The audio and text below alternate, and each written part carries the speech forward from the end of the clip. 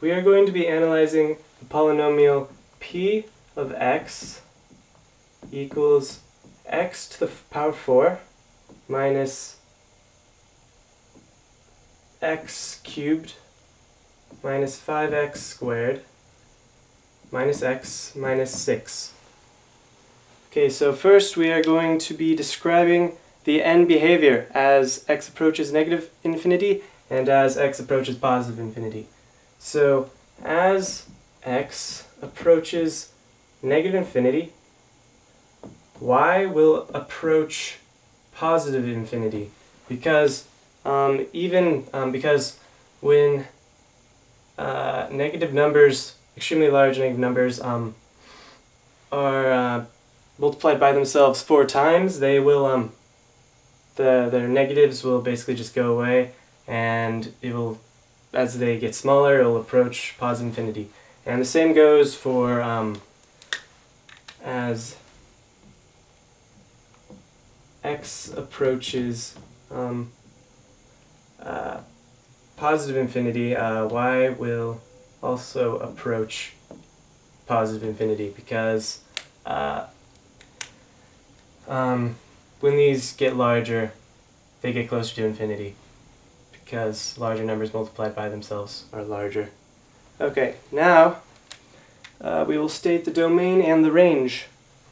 Well, if it can be determined. Okay, so the domain will be negative infinity to positive infinity. So basically any real number can be x because, well, I guess most polynomials are continuous functions, so it just goes from negative infinity to positive infinity. Okay, so to find the range, this is a little harder, but we know that the ending behaviors are positive infinity and positive infinity on both sides. So we know that the upper bound on all the y values is going to be positive infinity, so we know that's there. But to find the lower bound, that's going to be a little harder. We're going to need to find the absolute minimum, or also known as the global minimum, of the entire function. And we know that a local minimum, or local maximum at least, so if you have a local minimum or maximum and you find the line tangent to it on the curve, it will have a slope of 0 because on either side of it they'll be lower, and if it had an upward slope, then the value next to it would be higher and the other one would be lower.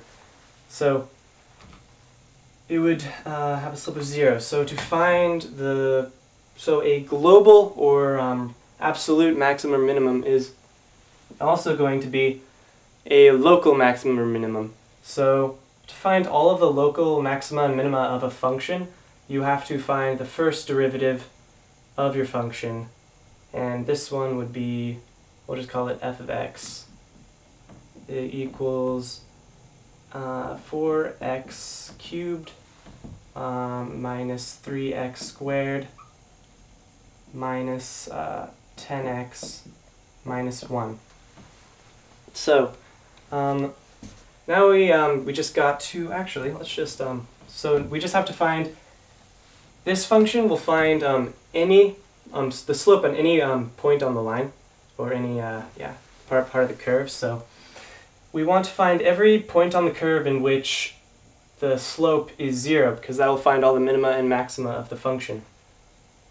Oh, and we also know all the maximum number of turning points is actually going to be 3, because that's your maximum number of x-intercepts on your function. So we can only have 3 turns. Okay, so we're going to set this equal to 0 to find all of the minima and maxima.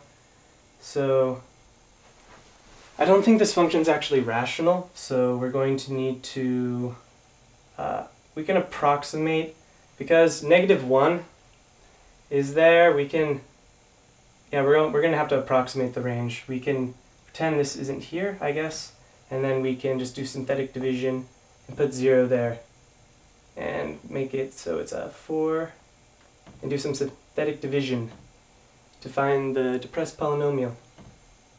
So we get 4, subtract 3, subtract 10, and whatever, we'll just put subtract 1 because that's technically there still. Okay,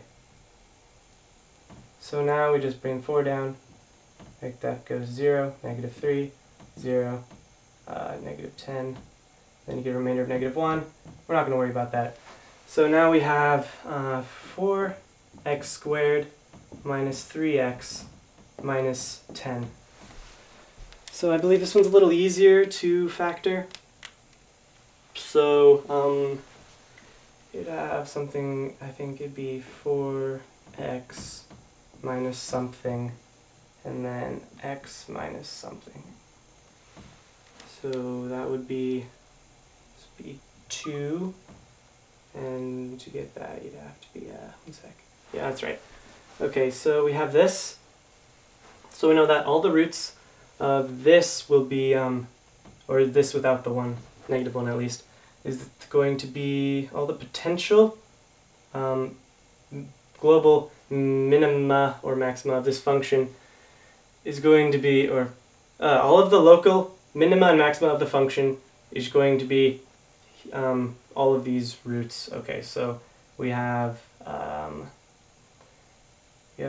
negative 5 over 4, 0, and 2. So those are our potential value, or potential x values for this. So then what we have to do, we have to put those into our little equation here and figure out which one's going to be our smallest value. So we have 0, we can just put that in there, so p of 0 equals negative 6 because it's 0. Or when you multiply 0 by all these, you just get 0. So you get negative 6 because this is x to the power 0, so whatever. Which is 1, and then you get negative 6. So that doesn't really need explanation, but okay. So then that's negative 6, then you have p of 2, which is 16 subtract 8. It's 8 subtract 20, it's negative 12. Subtract 2 is negative 14. Subtract 16, that is p of x equals negative 20. And so this is, I believe, negative 1.25. I'm pretty sure that one's going to be bigger. So we could just mentally put a negative 1 in there. So that would be 1 subtract, or plus 1, that's 2, subtract 5. So that's about negative 3, subtract, so now that's negative 2. That's going to be like about negative 8. So p negative 1 equals negative 8, which doesn't appear to be very close, so I'm too lazy to put negative 4/5 in there. So now I'll assume that the lower bound is going to be negative 20, because we just did a ton of really complex stuff that I don't think we've learned yet. But there might even be a simpler method, I'm not entirely sure. So negative 20. So I don't know the proper notation to approximate a range, but I'll just say the range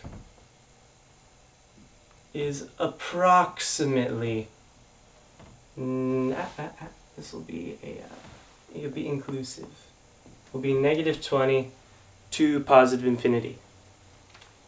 So there's our domain and approximate range. And what else is there? Oh yes, and the maximum number of turns was 3 because the first derivative of p of x had a degree of 3. So basically you just find the degree of your function, then minus 1. So that's your maximum number of turns. So we'll just write turns, max turns equals 3.